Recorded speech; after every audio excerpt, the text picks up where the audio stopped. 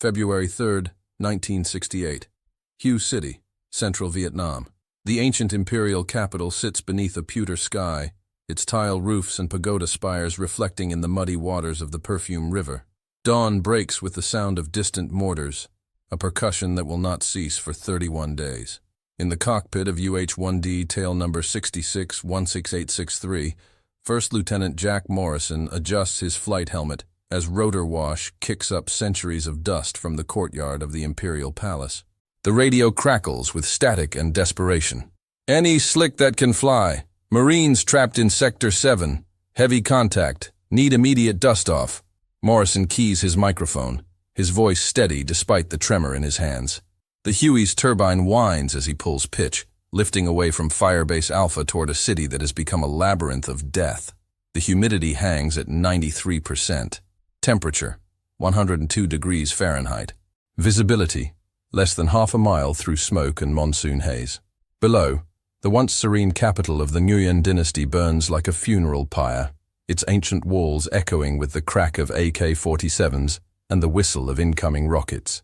Morrison's aircraft, designation Dust-Off 67, carries no weapons, only stretchers, plasma, and morphine. In the co-pilot seat, Second Lieutenant David Chen checks his map coordinates against the GPS navigation system, a technology still experimental in 1968, mounted hastily in helicopters that were never designed for urban warfare. The machine itself, a Bell UH-1D Huey, represents the pinnacle of 1960s rotorcraft engineering. A Lycoming T-53L13 turbine engine producing 1,400 shaft horsepower, twin rotor blades spanning 48 feet, and a maximum speed of 127 miles per hour. But in the narrow streets of Huey, speed means nothing, only courage matters. The Huey was born from the Korean War's harsh lessons about battlefield mobility. Its aluminum semi-monocoque fuselage, designed by Bell Helicopter's Arthur Young, could withstand small arms fire, but remained vulnerable to anything larger than a .30 caliber round. The aircraft's distinctive whop-whop sound came from its two-blade rotor system, each blade weighing 185 pounds and rotating at 324 revolutions per minute.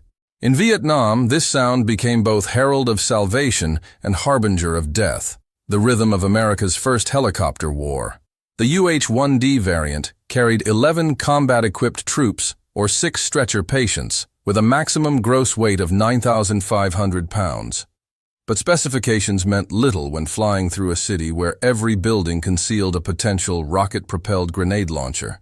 The arrogance had begun months earlier, in the air-conditioned briefing rooms of Military Assistance Command, Vietnam, in Saigon.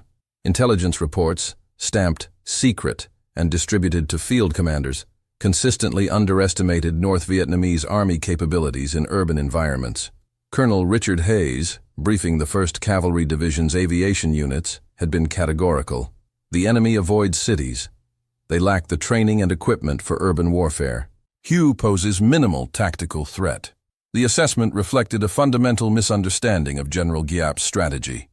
American military doctrine, rooted in World War II experiences, emphasized massive firepower and technological superiority in open terrain. The possibility that Vietnamese forces might turn cities into fortresses seemed inconceivable to planners who had never faced an enemy willing to fight building by building, room by room. The misconception extended to the highest levels of command. General William Westmoreland's headquarters had dismissed intelligence reports suggesting a coordinated urban offensive. The assumption was simple. Vietnamese guerrillas were peasant fighters, more comfortable in rice paddies than concrete corridors. This underestimation would prove catastrophic when on January 30, 1968, the Tet Offensive erupted across South Vietnam's major cities. Huey, with its symbolic importance as the ancient imperial seat, became ground zero for the longest, bloodiest urban battle of the Vietnam War. What American commanders expected to be a minor skirmish became a month-long siege that would redefine modern urban combat doctrine.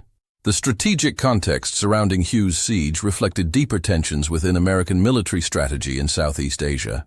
The city represented more than tactical terrain. It embodied Vietnamese cultural identity, housing the tombs of 13 emperors and serving as the spiritual heart of Vietnamese Buddhism. Intelligence analysts, trained to evaluate military targets, struggled to comprehend the symbolic value North Vietnamese forces placed on capturing and holding this ancient capital. The result was a dangerous gap between American assumptions and Vietnamese intentions, a miscalculation that would cost hundreds of American lives and transform a medieval city into a modern battlefield. Morrison's Huey crossed the Perfume River at 8:47 hours, flying nap of the earth to avoid anti-aircraft fire. The city spread below like a wounded animal, smoke rising from dozens of fires, tracer rounds streaming between buildings, the geometric precision of American artillery contrasting with the organic chaos of urban warfare. Through his side window, Morrison could see the Citadel, Huey's massive fortress complex built in 1804 by Emperor Gia Long, its walls scarred by rocket impacts and machine gun fire. The ancient Vietnamese flag, yellow with 3 red stripes, still flew from the imperial palace, but North Vietnamese banners now decorated many buildings throughout the city center. The tactical situation was deteriorating rapidly. Companies Alpha and Bravo of the 1st Battalion, 5th Marine Regiment, had been conducting routine patrols when the offensive began. Now, 37 Marines were trapped in a 3-story building near the Central Market, surrounded by North Vietnamese Army regulars who had transformed the neighborhood into an interlocking network of bunkers and fighting positions. Radio communication remained sporadic due to the urban terrain's effect on VHF transmissions.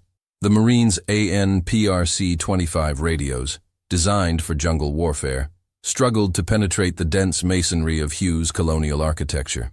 Captain James Herring, commanding Alpha Company, had been radioing for medical evacuation since dawn. 7 Marines carried wounds requiring immediate surgical intervention. 4 more showed signs of shock and dehydration. Ammunition was running low. Each Marine carried only 120 rounds of 5.56mm ammunition for his M16 rifle, quantities calculated for brief engagements, not sustained urban combat. The enemy, by contrast, appeared to have unlimited supplies of small arms ammunition, rocket-propelled grenades, and mortar rounds. Every attempt to establish a landing zone had been met with concentrated fire from multiple directions. The geographical challenges of extracting casualties from urban terrain had never been properly addressed in military aviation training programs. Helicopter pilots learned to operate in jungle clearings, rice paddies, and hilltop landing zones, not cramped city streets flanked by multi-story buildings. The rotor wash from a UH-1D created a downward wind velocity of 42 miles per hour, sufficient to shatter windows and create dangerous debris fields. In confined urban spaces, this effect could disable the aircraft's own navigation systems and endanger ground personnel. Standard medical evacuation procedures assumed open terrain and relatively secure landing zones. Huey offered neither. Morrison studied the tactical map spread across his kneeboard. Grid coordinates 634152 marked the Marines' position, a pink building with green shutters, according to the forward air controller circling overhead in an OV-10 Bronco. The building sat at the intersection of Leloy Street and Tran Sao Van Street, surrounded by a maze of narrow alleys and traditional Vietnamese shophouses. Approaching from any direction would expose the helicopter to ground fire from elevated positions. The nearest suitable landing zone lay 6 blocks away, too far for wounded Marines to travel on foot through hostile territory. At 09:23 hours, the first attempt nearly ended in disaster. Warrant Officer Paul Rodriguez, piloting Dustoff 6-3, approached the Marines' building from the southeast, following the Perfume River to mask his approach. As the Huey flared for landing in a small courtyard, a rocket-propelled grenade struck the tail boom, severing hydraulic lines and damaging the tail rotor. Rodriguez managed to auto-rotate into a rice field outside the city, but the loss of another medical evacuation aircraft further complicated the tactical situation. With each failed rescue attempt, the Marines' situation grew more desperate. The enemy's defensive preparations demonstrated sophisticated understanding of urban warfare tactics. North Vietnamese sappers had spent weeks infiltrating Huey, mapping American patrol routes and identifying key terrain features. Machine gun positions were carefully sited to create overlapping fields of fire covering all possible helicopter landing zones. Anti-aircraft weapons, including Soviet-made 12, 7mm DSHK heavy machine guns and shoulder-fired SA-7 surface-to-air missiles, were positioned on rooftops and in upper-story windows. The result was an integrated air defense network that made helicopter operations extremely hazardous. The psychological pressure on helicopter crews was immense. Medical evacuation pilots operated under strict rules of engagement prohibiting them from carrying weapons or conducting offensive operations. Their aircraft bore prominent Red Cross markings, supposedly guaranteeing protection under the Geneva Convention. But North Vietnamese forces, viewing American medical helicopters as legitimate military targets, showed no such restraint. Every dust-off mission became a calculated gamble with death, requiring pilots to fly defenseless aircraft through heavy ground fire to reach wounded soldiers. Morrison's crew chief, Sergeant First Class Miguel Santos, had been flying medical evacuation missions for 11 months. He had witnessed 37 successful extractions and 4 aircraft losses. The mathematics of survival in helicopter warfare were brutal. Average life expectancy for a dust-off crew in high-threat environments measured in weeks, not months. Santos methodically checked his medical supplies: plasma bottles, morphine syrettes, pressure bandages, and aluminum stretchers. Each item might mean the difference between life and death for the Marines waiting below. The engineering challenges of operating helicopters in urban environments extended beyond enemy fire. City streets created artificial canyons that disrupted normal airflow patterns, causing dangerous turbulence and unpredictable wind shears. Rotor downwash, compressed between buildings, created vortices that could flip a helicopter or slam it into nearby structures. Engine performance degraded in the hot, humid air trapped between buildings, reducing available power precisely when pilots needed maximum performance for emergency maneuvers. Communication difficulties compounded these physical challenges. VHF radio transmissions, the standard for military aviation, reflected off buildings and created interference patterns that garbled critical information. Ground controllers, trying to guide helicopters to landing zones, struggled to provide accurate directions in a city where street signs had been destroyed and landmarks obscured by smoke. The result was a deadly game of blind man's bluff, with aircraft flying toward coordinates that might or might not exist, guided by voices that might or might not be friendly. At 10:34 hours, Major William Fletcher, commanding the 1st Squadron, 9th Cavalry Regiment, made a decision that would define the day's operations. Instead of continuing individual rescue attempts, he organized a coordinated assault involving multiple aircraft types. 2 AH-1G Cobra gunships would provide suppressive fire while Morrison's medical evacuation helicopter approached the target building. A CH-47 Chinook would simultaneously create a diversionary landing zone 2 blocks away, drawing enemy attention and splitting their defensive fire. The plan represented innovative tactical thinking, but it also demonstrated the limitations of American military doctrine in urban warfare. The coordination required precise timing and clear communication between aircraft operating in a confined, high-threat environment. Any deviation from the planned sequence could result in friendly fire incidents or mission failure. The Marines on the ground, unaware of the complex air operation being planned, continued calling for immediate medical evacuation as their wounded teammates' conditions deteriorated. The first fracture in American confidence occurred at 10:47 hours when Captain Rodriguez's damaged helicopter was confirmed destroyed by mortar fire while attempting emergency repairs in the rice field. The crew survived, but the loss of a second aircraft highlighted the inadequacy of standard helicopter tactics in urban combat. Traditional military doctrine assumed that superior technology and firepower would overcome enemy resistance. The reality of Huey challenged this assumption, revealing that Vietnamese forces could neutralize American technological advantages through tactical adaptation and superior knowledge of the urban terrain. Sergeant Santos voiced what many crew members were thinking. "Sir, this ain't like the jungle. They got us figured out down there." His observation reflected a growing awareness among American personnel that they were fighting an enemy that understood the battlefield better than they did. The North Vietnamese had spent months studying American helicopter tactics, learning to predict approach routes and identify vulnerable moments during landing and takeoff. They adapted their weapons and tactics to exploit helicopter vulnerabilities, turning the urban environment into a weapon against American aviation assets. The psychological impact of losing aircraft crews weighed heavily on surviving pilots. Each loss represented not just equipment destroyed, but friends killed or wounded. The tight-knit aviation community in Vietnam meant that pilots often knew the crews of other helicopters personally.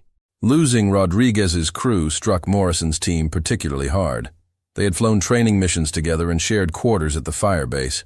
The cumulative stress of combat losses, combined with the immediate pressure of the rescue mission, created an emotional burden that threatened to compromise decision-making abilities. Radio traffic revealed the growing desperation of the Marines on the ground. Dust off. Dust off. This is Alpha 6. We got 2 urgent surgical, 4 priority wounded. Enemy fire from all directions. Can't move casualties to alternate LZ. Need immediate extraction or we're gonna lose them. Captain Herring's voice remained professional, but undertones of fatigue and stress were evident. His company had been fighting continuously for 18 hours with minimal resupply and no opportunity for medical evacuation. The tactical situation deteriorated further when forward air controllers reported anti-aircraft positions being reinforced with additional crew-served weapons. Intelligence estimates now suggested the enemy had deployed at least 8 heavy machine guns and multiple rocket-propelled grenade teams, specifically to target helicopter operations. The concentration of anti-aircraft defenses around the Marines' position indicated that North Vietnamese forces recognized the strategic importance of preventing medical evacuation. Wounded soldiers who could not be evacuated would demoralize their units and consume limited medical supplies. Morrison studied the alternatives. Standard military doctrine provided several options for medical evacuation under fire: high-speed approaches to minimize exposure time, diversionary attacks to confuse enemy gunners, and the use of smoke screens to mask aircraft movements. But each option carried significant risks in the urban environment. High-speed approaches were impossible in narrow streets flanked by tall buildings. Diversionary attacks might cause civilian casualties in the densely populated city. Smokescreens could obscure friendly forces as easily as enemy positions. The turning point came when Morrison realized that conventional helicopter tactics were inadequate for the situation. Instead of fighting against the urban environment's constraints, he decided to use them. The key insight was that enemy anti-aircraft positions, designed to engage helicopters following predictable approach routes, might be vulnerable to an aircraft approaching from an unexpected direction. Studying his map, Morrison identified a possible route that would take his helicopter through the city's ancient canal system, flying below the level of surrounding buildings. The route was dangerous beyond conventional risk assessment standards. Morrison would need to fly his helicopter at treetop level through a narrow waterway flanked by buildings, power lines, and bridges. Any mechanical failure would result in immediate crash with no possibility of auto-rotation. Enemy positions along the canal banks would have clear shots at the slow-moving aircraft. The slightest navigation error could result in collision with fixed obstacles, but the unconventional approach might achieve what direct assault had failed to accomplish. At 11:56 hours, Morrison keyed his microphone for the final coordination call. Alpha 6, Dustoff 6-7. Inbound your position. Estimate 2 minutes. Be advised, unconventional approach from the north. Mark your position with smoke. Keep heads down. The Marine commander's response was immediate. Roger. Dustoff, we'll be ready. Good luck. The exchange carried undertones of mutual respect between warriors facing impossible odds. Both men understood the risks involved, but also recognized that conventional caution had already failed. The psychological transformation from doubt to determination occurred in those final moments before commitment. Morrison's training as a helicopter pilot emphasized safety margins, risk mitigation, and adherence to established procedures. The mission he was about to attempt violated every principle of safe aviation, but the voices of wounded Marines on the radio created a moral imperative that transcended technical considerations. The decision to proceed reflected not reckless bravery, but calculated courage, based on professional competence and personal responsibility. Morrison dropped his helicopter to 15 feet above the Perfume River, following the waterway's meandering course toward the city center. The Huey's rotor wash created spray patterns on the water's surface while power lines and tree branches flashed past the cockpit windows. Sergeant Santos called out obstacles. Wire, 2 o'clock low, bridge ahead, looks clear. Building coming up fast on the left. The crew worked together with practiced efficiency, each member contributing to the collective awareness needed for low-level flight in a hostile environment. The canal route proved even more challenging than anticipated. Ancient stone bridges, some dating from the 18th century, crossed the waterway at irregular intervals. Morrison had to climb over each bridge, then descend rapidly to avoid detection by enemy spotters. Power lines, strung haphazardly between buildings, created additional obstacles that required precise maneuvering. The helicopter's rotor diameter of 48 feet left minimal clearance on either side of the narrow canal. At 11:58 hours, Morrison's helicopter emerged from the canal system into a small plaza behind the Marines building. The landing zone was smaller than regulation minimums, barely 60 feet square, surrounded by 3-story buildings on all sides. As the Huey flared for landing, enemy fire erupted from multiple positions. Tracer rounds streaked past the cockpit while the characteristic whistle of rocket-propelled grenades filled the air. Sergeant Santos returned fire with his door-mounted M60 machine gun, laying down suppressive fire while wounded Marines were loaded aboard. The evacuation itself took exactly 93 seconds, a lifetime under fire, but remarkably quick for a medical extraction under combat conditions. Marine stretcher-bearers moved with desperate efficiency, loading 7 wounded men into the helicopter's cabin. The most seriously wounded Marine, Lance Corporal Timothy Walsh, had suffered multiple shrapnel wounds to his abdomen and legs. Sergeant Santos immediately began administering plasma while applying pressure dressings to control bleeding. As Morrison pulled pitch to depart the landing zone, a rocket-propelled grenade detonated against the building behind them. The blast wave struck the helicopter's tail boom, causing vibrations that resonated through the airframe. Warning lights illuminated on the instrument panel, hydraulic pressure dropping, transmission temperature rising. The aircraft remained flyable, but barely. Morrison had to choose between attempting to reach the medical facility at Firebase Alpha or making an emergency landing in the canal where his helicopter might be vulnerable to ground fire. The decision reflected the moral calculus of combat aviation. With 7 wounded Marines aboard, Morrison could not risk a crash landing that might kill his patients.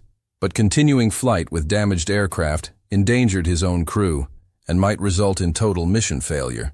The choice exemplified the burden carried by military aviators, responsibility not just for their own survival, but for the lives of those depending on them. Morrison chose to continue flying, accepting personal risk to ensure his patients reached medical care. The flight back to Firebase Alpha took 12 minutes. 12 minutes of flying a damaged helicopter while monitoring wounded passengers and watching for enemy ground fire. Lance Corporal Walsh's condition deteriorated during the flight, his blood pressure dropping despite plasma infusion. Sergeant Santos worked frantically to stabilize him, applying additional pressure dressings and administering morphine for pain control. The other wounded Marines, though stable, required immediate surgical intervention to prevent complications. Firebase Alpha's medical facility, designated as a forward surgical hospital, represented the pinnacle of battlefield medicine in 1968. The facility included 2 operating rooms, a blood bank, and quarters for a full surgical team. But even with advanced medical capabilities, success depended on reaching the hospital, while patients remained viable for surgery. The concept of the golden hour, the critical period following traumatic injury during which surgical intervention offered the best chance of survival, drove the urgency of medical evacuation operations throughout Vietnam. Morrison's helicopter touched down at Firebase Alpha's medical pad at 12:23 hours. Medical personnel, alerted by radio, waited with stretchers and emergency equipment.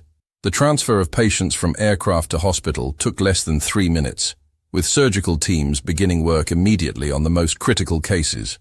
Lance Corporal Walsh underwent emergency abdominal surgery to repair internal bleeding, while other Marines received treatment for various wounds ranging from minor shrapnel injuries to compound fractures.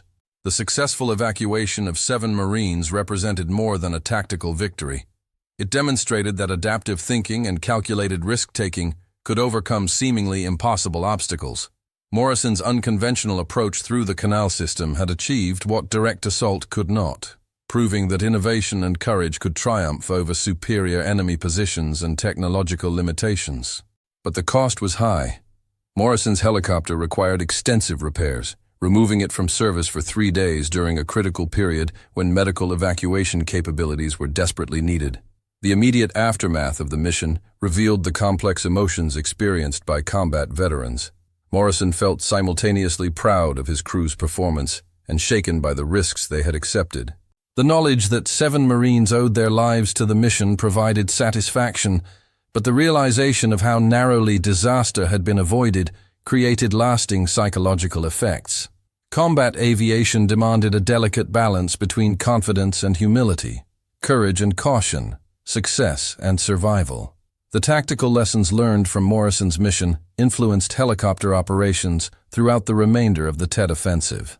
Other pilots began experimenting with unconventional approach routes, using urban terrain features to mask their movements and confuse enemy defenders.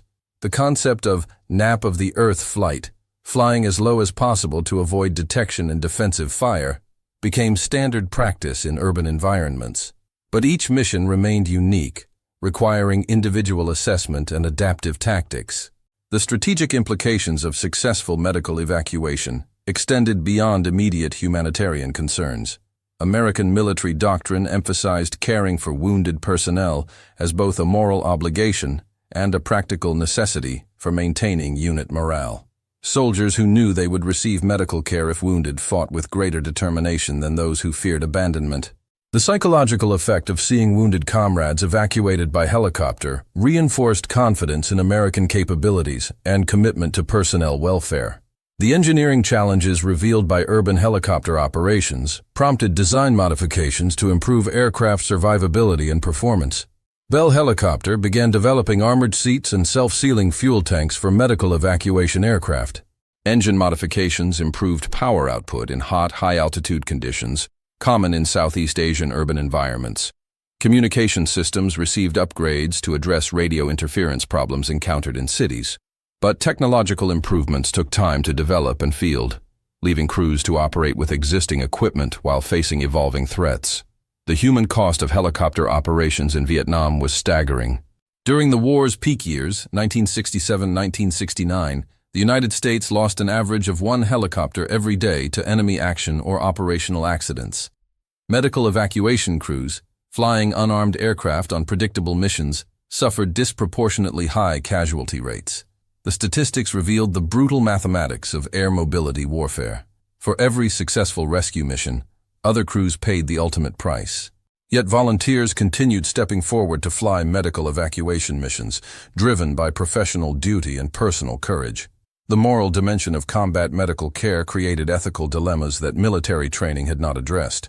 Medical personnel took oaths to preserve life regardless of nationality or political affiliation, but found themselves operating in an environment where treating enemy wounded might provide intelligence to forces trying to kill American soldiers.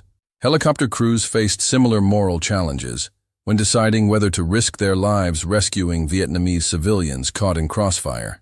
These situations required split-second decisions based on personal values rather than military regulations. Morrison's crew returned to flight status 3 days later, their helicopter repaired and upgraded with additional armor plating around critical systems. But the psychological effects of their Huey mission lingered longer than the mechanical damage. Combat stress, not yet officially recognized by military medicine, manifested in various ways. Difficulty sleeping, heightened startle responses, and intrusive memories of traumatic events. The crew dealt with these issues privately, as military culture of the era discouraged discussion of psychological problems that might be interpreted as weakness. The strategic situation in Huey continued deteriorating throughout February 1968. What American commanders initially expected to be a brief engagement became a month-long siege that required 3 Marine battalions and elements of the 1st Cavalry Division to recapture. The urban battle demonstrated that North Vietnamese forces could successfully challenge American technological superiority in environments that neutralized air mobility advantages. The lesson influenced subsequent military planning and doctrine development, but came at enormous cost in human lives and strategic credibility. Captain Herring's Marines continued fighting in Huey for 18 more days after their evacuation mission. Alpha Company eventually participated in the final assault that recaptured the citadel, but at significant cost. 37 men began the battle, only 19 remained combat effective when it ended. The psychological impact of urban warfare proved as destructive as physical casualties, with many survivors requiring extensive treatment for what would later be recognized as post-traumatic stress disorder. The human dimension of warfare could not be measured in tactical victories or strategic objectives. The media coverage of the Tet Offensive, including the battle for Huey, dramatically influenced American public opinion about the Vietnam War. Television footage of American helicopters being shot down and cities being destroyed challenged official optimism about war progress. The disconnect between government statements claiming success and visual evidence of costly urban warfare eroded public confidence in military leadership. Morrison's heroic rescue mission, though tactically significant, occurred within a larger strategic failure that would ultimately determine the war's outcome. The technological innovations prompted by helicopter operations in Vietnam eventually influenced civilian aviation as well. Emergency medical services adopted military air mobility concepts, leading to the development of hospital helicopter programs that saved thousands of civilian lives. The engineering improvements developed for military helicopters, better engines, more reliable flight controls, enhanced communication systems, found applications in commercial aviation. The human cost of developing these technologies was measured in the lives of military personnel who tested them under combat conditions. Individual heroism, exemplified by Morrison's mission, could not compensate for strategic misjudgments that characterized American involvement in Vietnam. The war's fundamental contradiction, trying to win the support of Vietnamese people by destroying Vietnamese cities, created tactical successes that contributed to strategic failure. Each successful rescue mission saved lives, but the accumulation of such missions over time demonstrated the impossibility of achieving political objectives through military means alone. The memorial wall at Firebase Alpha eventually listed 67 names of helicopter crewmen killed during the Tet Offensive. Each name represented not just an individual tragedy, but a family destroyed, a community diminished, a potential unrealized. The statistical abstraction of casualty figures could not capture the human reality of young men dying far from home in pursuit of objectives they often did not understand. Morrison's success in saving 7 Marines was meaningful precisely because so many others could not be saved. Lance Corporal Walsh recovered from his wounds and returned to duty 6 weeks after the Huey evacuation. He completed his combat tour and returned home to Ohio, where he married his high school girlfriend and became a high school teacher. The trajectory of his life after Vietnam, successful career, loving family, community involvement, justified the risks Morrison and his crew accepted to save him. But Walsh also struggled with survivor guilt and recurring nightmares about the battle, reminders that physical healing did not necessarily restore psychological wholeness. The institutional memory of helicopter operations in Vietnam influenced military doctrine for decades afterward. The lessons learned from urban warfare shaped training programs, equipment development, and tactical procedures that proved valuable in subsequent conflicts. American forces in Iraq and Afghanistan employed techniques pioneered by Vietnam-era helicopter crews, adapted for different enemies and environments, but based on similar principles of air mobility, medical evacuation, and close air support. The continuity demonstrated that tactical innovations could transcend strategic failures. The moral complexity of the Vietnam War extended to individual actions that seemed clearly heroic. Morrison's mission saved American lives, but occurred within a conflict that ultimately killed millions of Vietnamese civilians and military personnel. The ethical calculation of risking 4 lives to save 7 became more complicated when considered within the broader context of a war that many observers considered unjust. Individual heroism and collective tragedy coexisted in ways that defied simple moral judgments. The technological superiority that Americans took for granted proved inadequate against an enemy willing to accept unlimited casualties in pursuit of political objectives. Helicopters, for all their advanced engineering and tactical flexibility, remained vulnerable to determined defenders armed with relatively simple weapons. The asymmetry between American technological sophistication and Vietnamese tactical adaptation revealed fundamental limitations of conventional military thinking about modern warfare. Morrison's successful mission became part of military folklore, retold in training programs and professional military education as an example of innovative thinking under pressure. But the story's broader implications about the limits of technology, the importance of adaptive leadership, and the human cost of strategic miscalculation received less attention. Military institutions tended to emphasize tactical lessons while avoiding more uncomfortable questions about strategic assumptions. The personal relationships formed between helicopter crews created bonds that lasted long after the war ended. Morrison, Santos, and Chen maintained contact for decades, gathering annually to remember their service and honor fallen comrades. These reunions served therapeutic purposes, providing forums for processing traumatic experiences and maintaining connections with others who understood the unique stresses of combat aviation. The brotherhood forged in war helped veterans cope with the psychological challenges of returning to civilian life. The physical environment of Huey bore scars from the battle that remained visible decades later. Bullet holes in ancient walls, crater marks from mortar rounds, and gaps where buildings had been destroyed served as permanent reminders of February 1968. The city's restoration required international assistance and took years to complete, but the psychological damage to residents proved more lasting. Many survivors of the battle suffered from trauma that affected their families and communities for generations. The strategic failure of American policy in Vietnam did not diminish the tactical excellence demonstrated by individual service members like Morrison and his crew. Their professionalism, courage, and dedication represented the best qualities of American military service, even within a conflict that many considered misguided. The distinction between honoring individual service and critiquing strategic policy became important for maintaining military morale while acknowledging policy failures. The technological innovations developed for Vietnam helicopter operations eventually found civilian applications that benefited society broadly. Emergency medical services, law enforcement aviation, and commercial helicopter industries all incorporated lessons learned from military operations. The engineering advances prompted by combat requirements, improved engines, better avionics, enhanced safety systems, made civilian aviation safer and more reliable. The human cost of developing these technologies created a moral obligation to ensure their beneficial use. As twilight settled over Huey on February 3, 1968, the city's ancient walls stood silhouetted against fires that would burn for weeks. The Imperial Palace, seat of Vietnamese emperors for centuries, bore fresh scars from rocket attacks and artillery bombardment. But in the temporary safety of Firebase Alpha, 7 Marines received medical care that would save their lives, testament to the courage and skill of helicopter crews willing to fly into hell to bring their comrades home.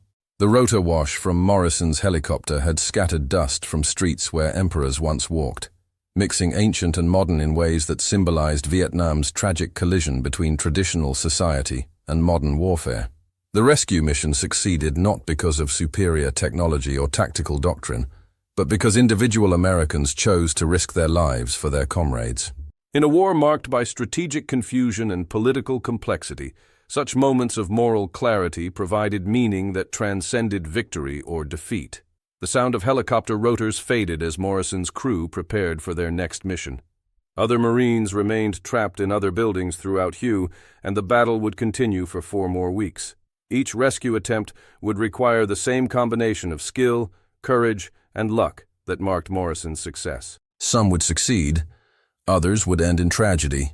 But the effort itself, the willingness to risk everything for fellow warriors, represented the enduring spirit of American military service, regardless of the political context that shaped its expression. In the medical tents at Firebase Alpha, surgeons worked through the night to save lives that helicopter crews had risked their own to deliver. The collaboration between aviators, medics, and doctors created a system of battlefield medicine that saved thousands of American lives during the Vietnam War. Each successful rescue mission validated the human infrastructure of care and courage that sustained American forces in an alien environment where conventional advantages counted for little. The historical significance of Morrison's mission lay not in its tactical innovation, though that was considerable, but in its demonstration of individual agency within institutional failure. When conventional procedures proved inadequate, creative thinking and personal courage created new possibilities. The lesson applied beyond military aviation to any situation where established methods failed to address evolving challenges. Innovation emerged from necessity, driven by moral imperatives that transcended organizational constraints. The personal cost of combat aviation was measured not only in lives lost, but but in psychological burdens carried by survivors. Every helicopter crew in Vietnam knew comrades who had died in aircraft, identical to their own, flying missions similar to those they flew daily.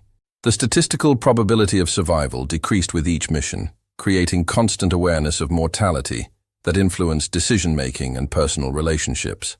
Living with such stress required emotional resilience that military training had not fully prepared them for.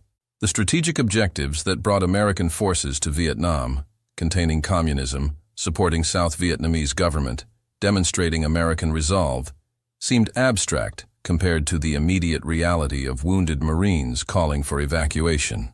The gap between grand strategy and tactical reality created moral dissonance that many service members struggled to resolve. Morrison's mission succeeded because it focused on concrete human needs rather than abstract political goals.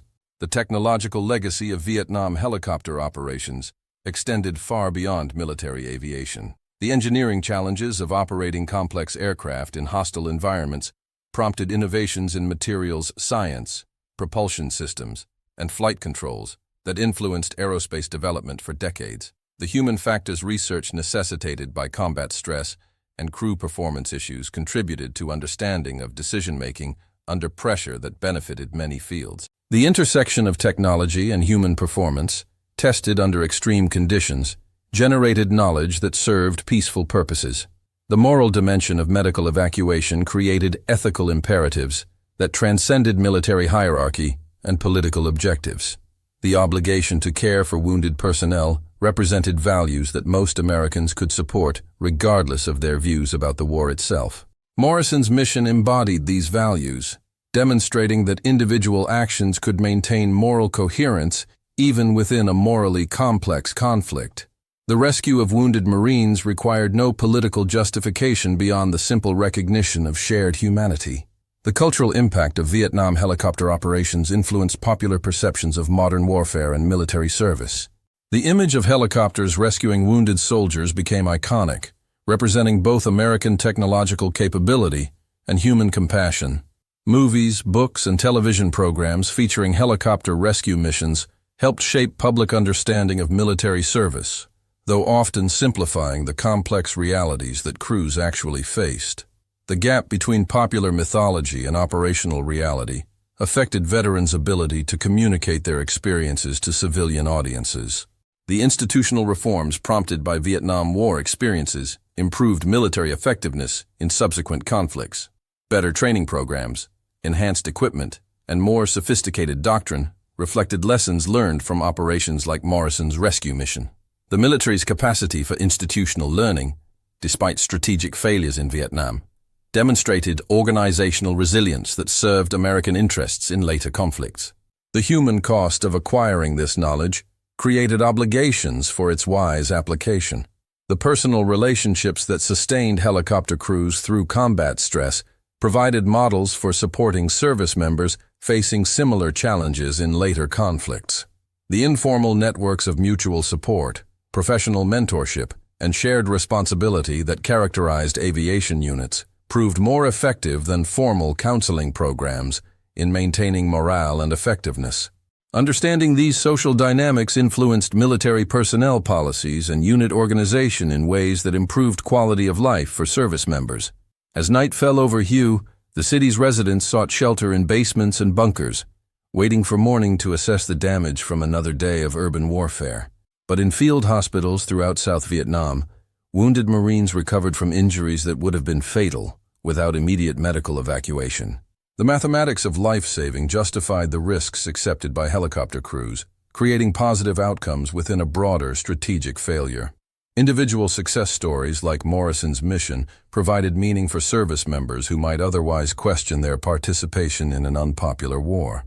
The historical judgment of the Vietnam War continues evolving as more archival material becomes available and as participants reflect on their experiences with the perspective of time. Morrison's rescue mission, documented in military records and crew debriefings, represents verifiable heroism within a conflict marked by controversy and strategic confusion. Such individual actions provide focal points for understanding the human dimension of warfare beyond political arguments about policy success or failure. The technological sophistication of American military equipment in Vietnam could not compensate for strategic misjudgments about the nature of the conflict and the determination of Vietnamese opponents. Morrison's successful mission occurred because of individual skill and courage, not because of superior technology.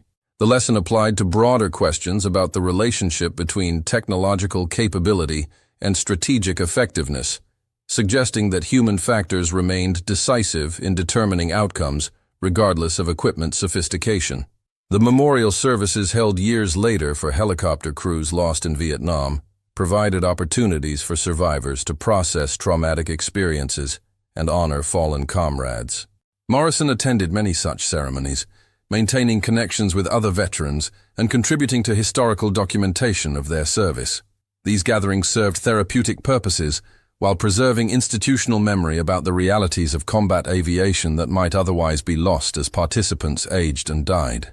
The psychological aftermath of combat missions like Morrison's rescue operation created challenges that military medicine was only beginning to understand in 1968. Post-traumatic stress disorder would not be officially recognized until 1980, leaving Vietnam veterans to cope with symptoms that had no official diagnosis or treatment protocol. Many helicopter crews developed coping mechanisms, dark humor, emotional detachment, ritualistic behavior that helped them function during combat but complicated their transition to civilian life after the war. The technological demands of helicopter maintenance in tropical combat environments pushed engineering limits and revealed design flaws that manufacturers addressed in subsequent aircraft generations. The Huey's aluminum construction, while lightweight and efficient, proved vulnerable to corrosion in the high humidity and salt air of coastal Vietnam.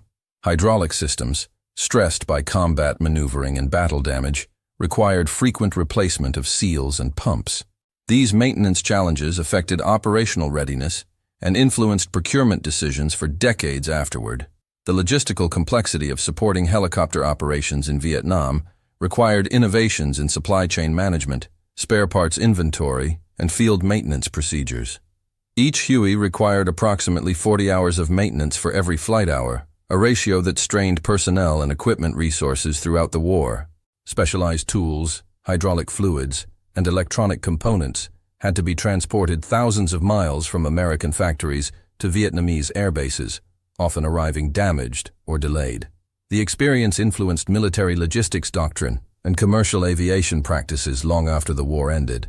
The cultural significance of helicopter rescue missions in Vietnam extended beyond their tactical importance to influence American perceptions of warfare and military service.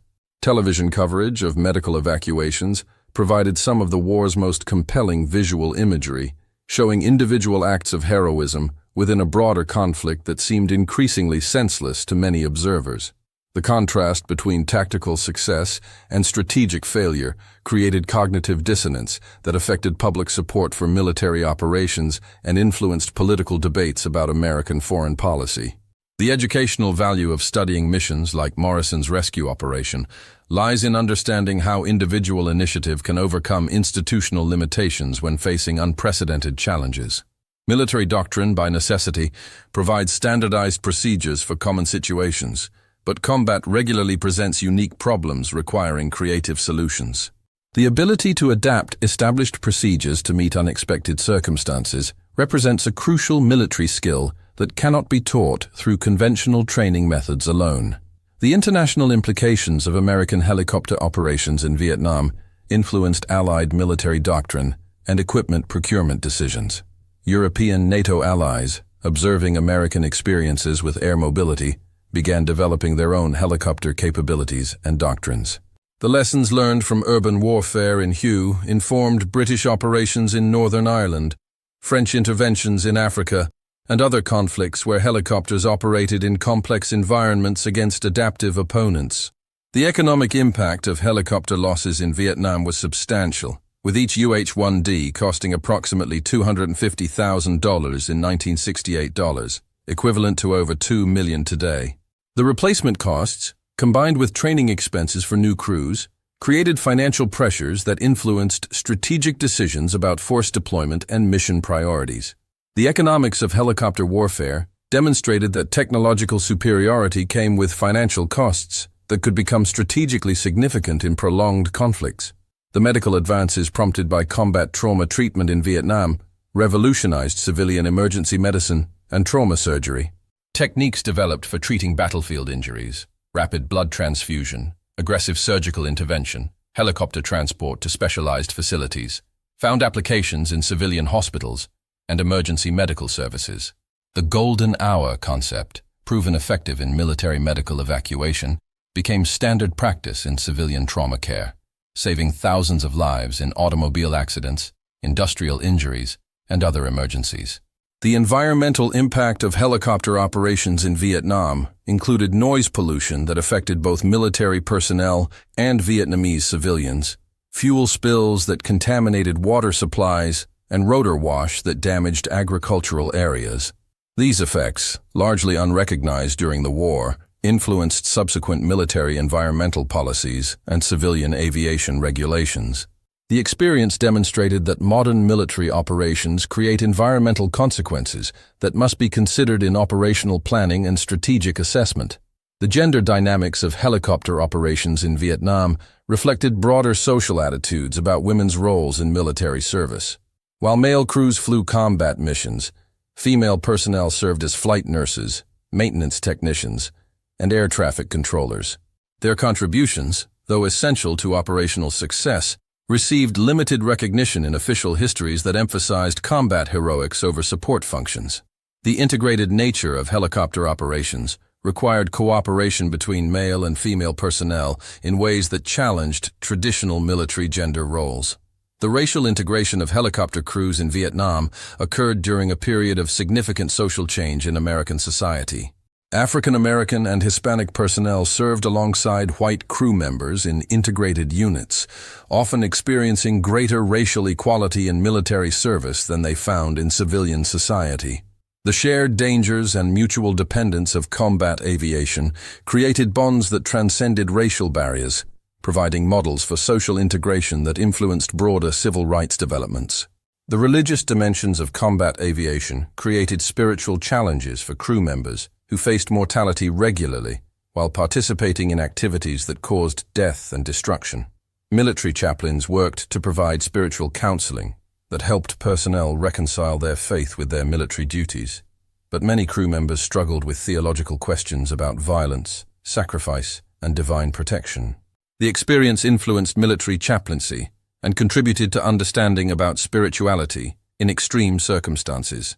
The family impacts of helicopter operations extended beyond immediate crew members to include wives, children, and parents who lived with constant uncertainty about their loved ones' safety. The stress of combat deployment affected military families in ways that the military was only beginning to address through family support programs and mental health services. The experience of Vietnam military families influenced subsequent policies about deployment lengths, communication opportunities, and family support services. The academic study of helicopter operations in Vietnam has produced extensive scholarship examining tactical innovations, technological developments, and strategic implications. Military historians, political scientists, and technology researchers have analyzed the conflict from multiple perspectives, contributing to understanding about air mobility warfare, counterinsurgency operations, and civil-military relations. The scholarly attention reflects the conflict's significance in shaping modern military doctrine and American foreign policy. The veteran networks that emerged from shared helicopter service in Vietnam created informal support systems that proved more effective than official programs in helping former service members adjust to civilian life. These networks provided job referrals, emotional support, and advocacy for veteran benefits that addressed practical needs while maintaining connections formed during military service. The social bonds created by shared combat experience demonstrated the importance of peer support in addressing trauma and transition challenges. The aircraft preservation efforts undertaken by aviation museums and veteran organizations have maintained physical examples of Vietnam-era helicopters for educational and commemorative purposes. Restored UH-1 Hueys serve as tangible reminders of the technological capabilities and human courage that characterized helicopter operations during the conflict. These aircraft provide focal points for public education about military history and veteran experiences. The influence of Vietnam helicopter operations on popular culture extended beyond news coverage to include movies, novels, and music that portrayed the experience of combat aviation. Films like Apocalypse Now and Platoon featured helicopter scenes that became iconic representations of the Vietnam War, though often emphasizing dramatic effects over historical accuracy. The cultural representations influenced public understanding of the conflict, while sometimes perpetuating myths about helicopter operations. The international humanitarian applications of helicopter technology, developed partly through Vietnam War experiences, have saved lives worldwide through disaster relief, medical evacuation, and rescue operations. The air mobility concepts proven in combat found peaceful applications in civilian emergency services, humanitarian organizations, and commercial aviation. The positive legacy of military aviation innovation demonstrates how technologies developed for warfare can serve humanitarian purposes. The ongoing psychological support needs of Vietnam helicopter veterans have influenced understanding about long-term effects of combat trauma and the importance of continuing mental health services for aging veteran populations. Research on Vietnam veterans has contributed to treatment methods for post-traumatic stress disorder, substance abuse, and other conditions affecting veterans of subsequent conflicts. The longitudinal studies of Vietnam veterans provide valuable data for improving veteran care and military medicine.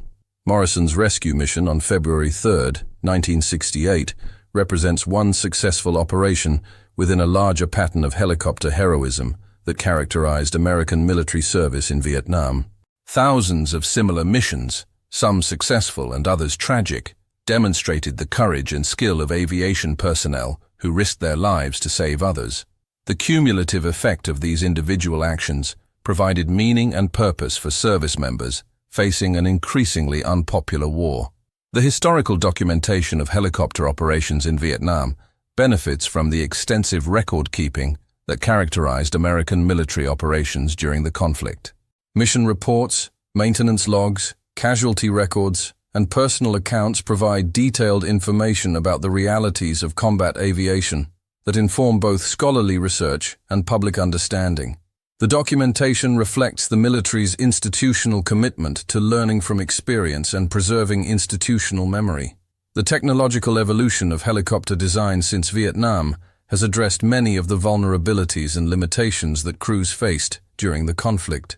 Modern helicopters feature improved engines, better avionics, enhanced armor protection, and more reliable mechanical systems. But the fundamental challenges of operating rotary-wing aircraft in hostile environments remain similar to those faced by Morrison and his contemporaries, requiring similar combinations of technical skill and personal courage. The strategic lessons learned from helicopter operations in Vietnam influenced American military planning for subsequent conflicts in ways that improved effectiveness while reducing casualties. The development of special operations aviation, improvements in medical evacuation procedures, and enhanced pilot training programs reflected institutional learning that served American interests in later conflicts. The ability to adapt and improve based on combat experience demonstrated military professionalism despite strategic failures in Vietnam. The personal toll of combat aviation on crew members' families created lasting effects that extended across generations. Children of Vietnam helicopter veterans grew up with fathers who carried psychological scars from combat, affecting family relationships and child development in ways that became apparent only years later. The intergenerational transmission of trauma influenced understanding about the broader social costs of warfare beyond immediate battlefield casualties. The commemoration of Vietnam helicopter operations through memorials, museums, and veteran gatherings serves important functions in preserving historical memory while providing therapeutic benefits for participants and educational opportunities for the public.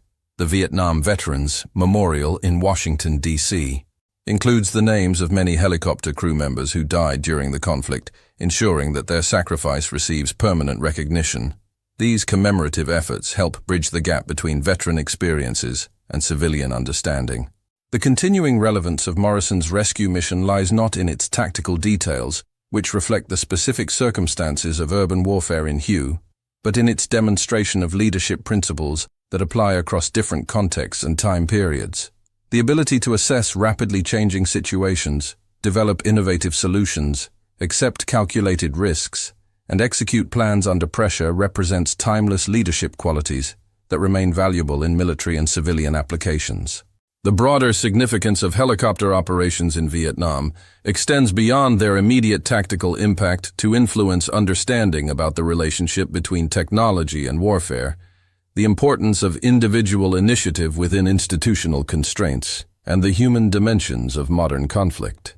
These operations provide case studies for examining how technological capabilities interact with strategic objectives, tactical requirements, and human factors to determine outcomes in complex operational environments.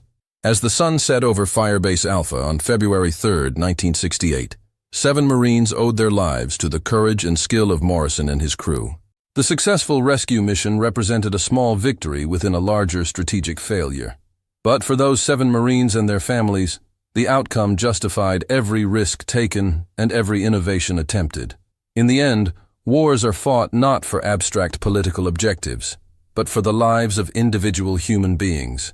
And on that February day in Huey, American helicopter aviation proved worthy of the trust placed in it by the young men who depended on it for their survival. The echoes of rotor blades over Vietnam's ancient cities have long since faded, but the lessons learned from missions like Morrison's continue to inform military doctrine, guide technological development, and inspire service members facing similar challenges in different conflicts. The willingness of ordinary Americans to risk everything for their comrades, demonstrated countless times during the Vietnam War, represents an enduring source of national strength that transcends the political controversies surrounding any particular conflict. History is not made of victories alone, but of voices that refuse to disappear, the voices of helicopter crews who flew into hostile fire to bring wounded warriors home, the voices of Marines who called for help from surrounded buildings, and the voices of all who served with honor in an imperfect war. Their echoes deserve to be remembered, their lessons preserved, and their sacrifice honored by future generations who inherit the freedom they fought to defend. What should we cover next? Subscribe and give your thoughts on this video. Your feedback and support are immensely valuable.